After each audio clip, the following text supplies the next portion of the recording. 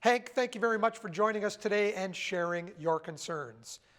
The Source now meets another concerned Port Dalhousie resident and business person. Kelly George joins us now. Kelly, welcome to the program. How are you doing with all of the development, all of the action that is happening in Port Dalhousie? It's certainly very exciting. It's something that we can definitely look forward to. This is something that, as someone who's been here our family has been here for several generations, it's not new to us to have to rebuild the community. So to see it once again happening is very, very exciting. Beyond the excitement, you have a lot of concerns with the number of new residents that will potentially be moving into the area and what problems that will bring. Can you share some of that? I didn't necessarily say that I was afraid about how many new people are coming to our area to live. What I'm more concerned about is that these people are coming here to live, and we're also having more amenities and more businesses they're rebuilding, and for instance, a wonderful inn. And our beach has just been rebuilt, our piers are reopening. And obviously, there's going to be a massive influx of people that could definitely reflect the same amount of people that we had around in Port Dalhousie about 15 to 20 years ago before everything started to be shuttered up. And my biggest concern is that there has historically been a problem with parking and traffic here, and nothing has been dealt with. And now we're in a phase where we either have to be proactive and make things happen and start to get creative and start to entice people, because parking isn't just going to fall out of the sky. We can build up only so far, and we can dig down definitely not so far because of where we are with the water table. But now is the time that we need to actually take action to make things happen.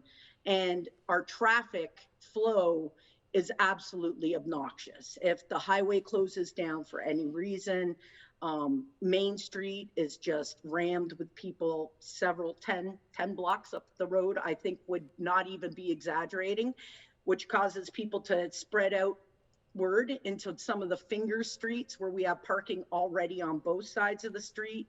It's too much and it's too little, and we're growing when it comes to families coming in with small children.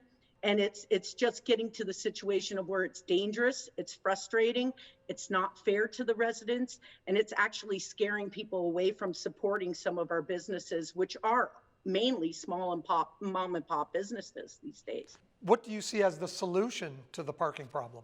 I think there's a couple things we could do to mainly help people out.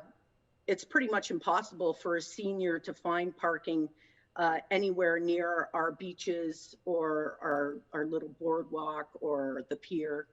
I think it's very important for us to keep them in mind, along with the people who are physically challenged, and they need to be able to assess us or access these areas. And unfortunately, we have people there that are parking there at 7 a.m. in the morning, and they're remaining there all day, and no one else could come into these core parking areas.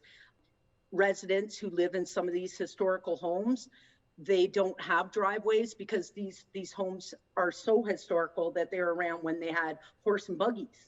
So they didn't need driveways, and they don't have the space to allot for that. And we don't have available parking for them. So they have to park 3, 4, 5 blocks away from their homes.